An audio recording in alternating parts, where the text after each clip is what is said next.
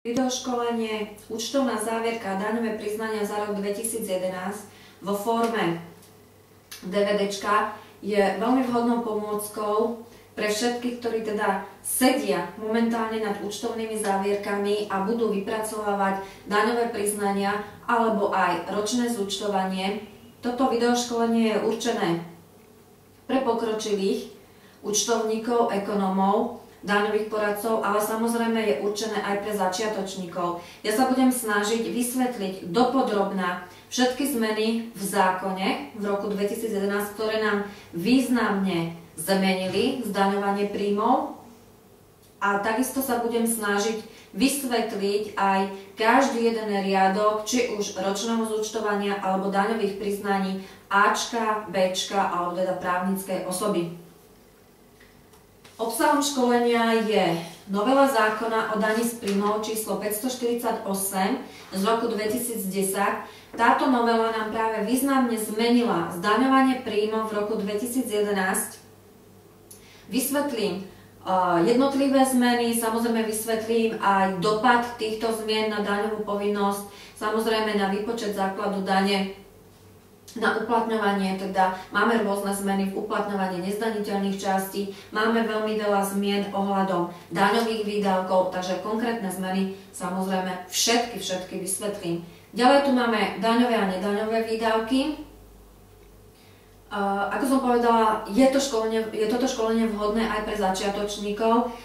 Samozrejme aj vy, ktorí robíte účtovníctvo alebo pracujete v tejto oblasti už dlhšie obdobie a takisto vypracovávate daňové priznania, tak nie vždy sa stretnete s tým, čo robíte teda pravidelne, čo ovládate, ale občas sa stane, že niektoré tie výdavky, napríklad alebo niektoré záležitosti, teda stretnete sa s nimi len občas a tu je teda vhodné nalistovať si vždy zákon o daní z príjmov a teda zistiť, ako to s tými daňovými výdavkami teda je. To znamená, že ja vysvetlím daňové a nedaňové výdavky, to znamená, čo všetko sa v zákone nachádza, čo všetko sa dá uplatniť a aké výdavky sa teda uplatniť, ako daňové výdavky nedajú. Ďalej, pripočítateľné a odpočítateľné položky. Pripočítateľné a odpočítateľné položky samozrejme nám buď zvyšujú alebo znižujú základ dane. To znamená, že tie sú vo väčšine prípadov limitované nejakými podmienkami alebo nejakými sumami. Takže takisto vysvetlím pripočítateľné a odpočítateľné položky v daňovom priznaní pre právnické osoby. Konkrétne prejdem, ako som už povedala, jednotlivé riadky, ktoré súvisia s týmito položkami. Vysvetlím presne tie limity, ktoré sa týkajú jednotlivých pripočítateľných a odpočítateľných položiek. Takisto budeme hovoriť o uzávierkových operáciách v jednoduchom účtovníctve. Tu nás sa pripočítateľné a odpočítateľné položky samozrejme neriešia v daňovom priznaní, ale cez uzávierkové operácie. To znamená, budeme hovoriť o tom, ako v jednoduchom účtovníctve si musíme pri niektorých, hlavne teda tých zmenách, znižovať daňové výdavky, také, ktoré teda nemôžeme v tých daňových výdavkoch teda nechať, alebo výdavky, ktoré nemôžeme nechať daňových. Nezdaniteľnej časti.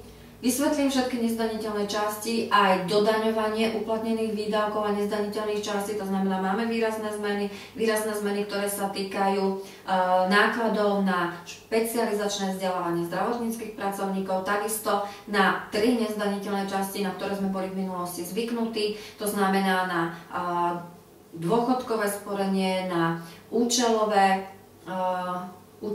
a teda životné sporenie alebo teda poistenie.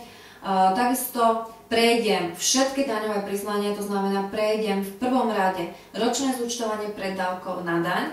Ročné zúčtovanie preddávkov na daň, inak v prípade, že sa podáva následne daňové priznanie, to znamená dodatočné daňové priznanie A alebo typ B, tak ročné zúčtovanie je považované za daňové priznanie. To znamená, ako prvé daňové priznanie, následne sa podáva dodatočné buď Ačko alebo Bčko. Prejdem samozrejme aj všetky daňové priznania, takže prejdeme od toho najjednoduchšieho po to najzložitejšie, takže Ačko, typ Bčko a právnické osoby. prejdem obsahu náplň jednotlivých riadkov, samozrejme, ako som spomenula, uplatňovanie rôznych výdavkov, daňových, samozrejme, ja som už hovorila tie pripočítateľné a odpočítateľné položky, takže prejdeme úplne všetky daňové priznania. No a v poslednom bode máme, že účtovné výkazy, takže vás upozorním na niektoré zmeny, ktoré sa týkajú účtovných výkazov a teda aké výkazy treba podať za rok 2011.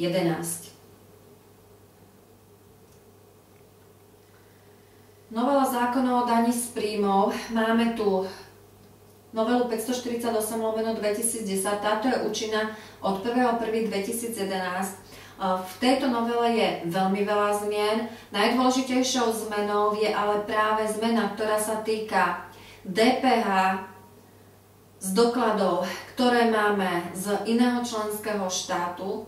To znamená, že v prípade, že daňovník, či už fyzická alebo právnická osoba, daňovníkom je teda definovaná fyzická právnická osoba, ak má doklady o nákupe v inom členskom štáte, kde na týchto dokladoch je DPH účtované a tieto nákupy úplne bežne pri služobných cestách, nejakých obchodných rokovaniach, či to je tankovanie pohodných mód alebo nejaké ubytovanie alebo proste hociaké služby, alebo teda tovar zakúpený v inom členskom štáte, práve z dôvodu toho, že veľmi veľa či už tých účtovníkov, alebo daňových poradcov, alebo tých ekonomov nezaregistrovalo zmenu, ktorá sa týka práve DPH, že kedy môže a kedy nemôže byť v daňových výdavkoch, tak si myslím, že kvôli tomu bude práve u veľa daňovníkov zle vypočítaný základ dane, zle vypočítaná daňová povinnosť a samozrejme tým pádom aj daňová povinnosť odvedená v nesprávnej výške. Čo samozrejme pri daňových kontrolách znamená zistenie takéhoto porušenia zákona a samozrejme znamená to pokutu a znamená to úroky z omeškania. To znamená, že prejdeme práve pri tejto novele zákona o daní z príjmov 548/2010 od začiatku, čo nám táto novela zmenila, to znamená od paragrafu 5 až teda úplne všetky zmeny až po prechodné ustanovenie paragraf 52. No a ja už som hovorila, že to významnou zmenou je práve zmena v paragrafe 19, to znamená daňových výdavkov, ktorá táto zmena súvisí práve s tým DPH z nákupov v iných členských štátoch.